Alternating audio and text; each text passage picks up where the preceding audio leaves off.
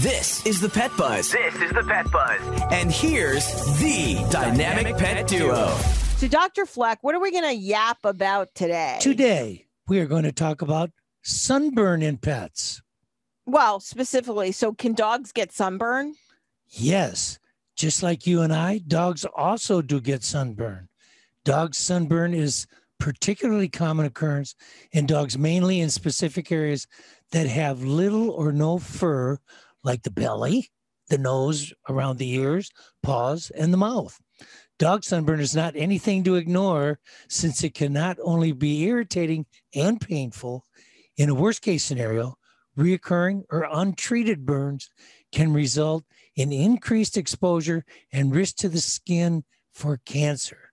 What's more, dogs may also get sunburn through their fur, particularly light-colored or white dogs with fair skin. Okay, so does it affect all dogs?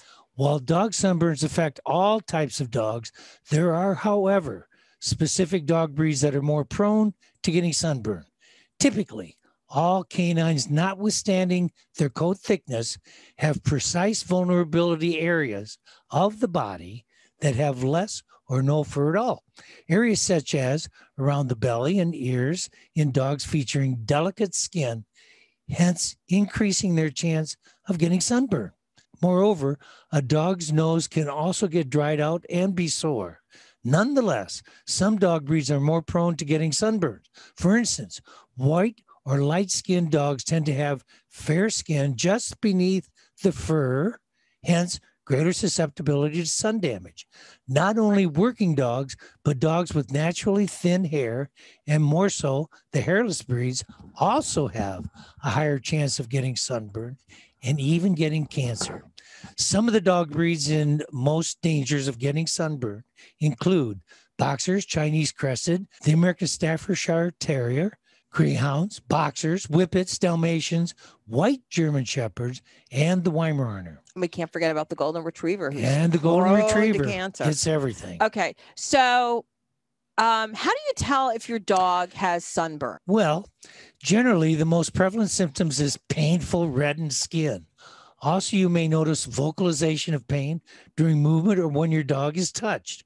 However, severe cases, you can identify blistering and inflammation or redness on your dog.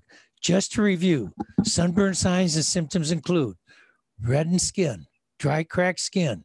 Your dog may be scratching and perhaps even whimpering. The pup unnaturally shying away from touch, curling just at the edge of its ears. So how do you treat sunburn? Besides the obvious step of taking your dog to the veterinary clinic, there are several ways that you can use to help treat the dog sunburn. If you have experienced sunburn before and you now have a pet with sunburns, you can use the same approach, tactics, and home remedies to your pet as you would typically to yourself. Usually, a soothing bath by using lukewarm water can help soothe your dog's sunburn and its dry skin at the same time. Another useful home remedy would be applying aloe vera in your pup's bath, as this can help alleviate its pain.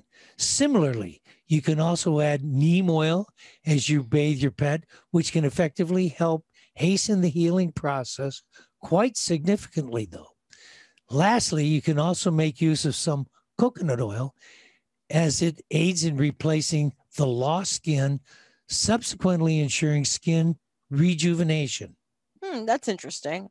I like that last coconut oil tip. Okay, so how do I protect my dog from sunburn? Really simply, if your pup goes out for a relatively long period during summer days, especially in the backyard, there is a need for you to protect the skin from the harmful UV sun rays.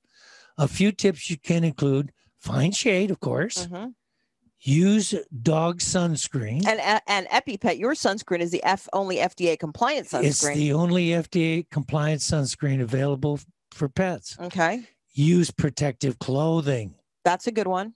A light shirt that has a protection. Yeah, just like we would ourselves. Yeah, well, I think that's the point you're trying to make, right? Just yes. Think of sunburn, treat sunburn just like you would yourself, and it gets severe, take your pet to the vet. And don't forget, 50% of all pets over 10 years of age die from cancers. Cancers of the skin are part of what they die from. Wow. Well, Dr. Fleck, great tips. Another great Flex facts. I think people will be listening to this throughout the summer season. Thank you for listening to this episode of The Pet Buzz.